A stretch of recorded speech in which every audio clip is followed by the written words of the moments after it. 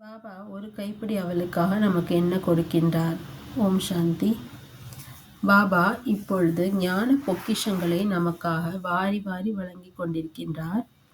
அவர் சொல்கின்றார், நீங்கள் அப்படி எனக்கு ஒரு கைப்பிடி அவலை, அதாவது ஒத்துழைப்பை தந்தீர்கள் என்றால், நான் உங்களுக்கு 21 ஜென்மங்களுக்காக மாட மாளிகைகளை வழங்குவேன். இது வட்டியுடன் கொடுப்பதாகும். ஏனென்றால் தந்தை வியாபாரியாக இருக்கின்றார்.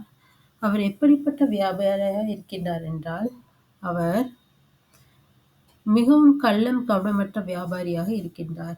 அவர் சொல்கின்றார், நீங்கள் தந்தையுடையவர்களாக, அதாவது என்னுடையவர்களாக ஆகி எனது நினைவுடன் சேவை செய்வீர்கள் என்றால், அதாவது யஜ்ஞத்துக்கு ஒத்துழைப்பு தந்தீர்கள் என்றால், ஸ்ரீமத் படி நடந்து தூய்மையாக இருந்து எனது குழந்தையாக நடந்து கொண்டீர்கள் என்றால், நான் உங்களுக்கு 21 ஜென்மங்களுக்காக மாட மாளிகளை வட்டியுடன் சேர்த்து கொடுப்பேன்.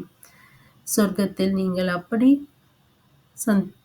மகிழ்வாக சந்தோஷமாக இருப்பீர்கள். அங்கே நான் ராஜ்யம் செய்வதில்லை, இது அனைத்தும் குழந்தைகளுக்காக என்று தந்தை நமக்கு சொல்கின்றார்.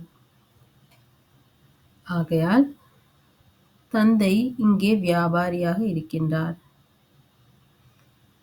ஆனால் தந்தையோ சொல்கின்றார், நீங்கள் காலம் சென்ற பிறகு கொடுத்தீர்கள் என்றால் அதை எப்படி நான் வாங்கிக் கொள்வேன்?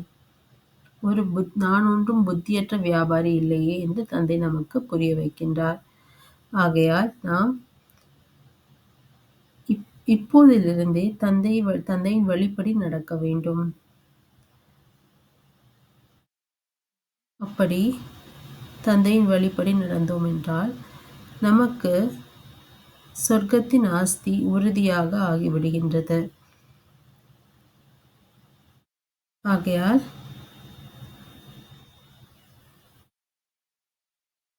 நாம் சொல்கின்றோம், குழந்தைகள், அதாவது நாம் சொல்கின்றோம், நாங்கள் உங்களிடம் ராஜ்யத்தை அடைய வந்துள்ளோம், அதாவது சூரிய வம்சத்தில் ராஜ்யத்தை அடைய வந்துள்ளோம் என்று குழந்தைகள் கூறுகின்றார்கள்.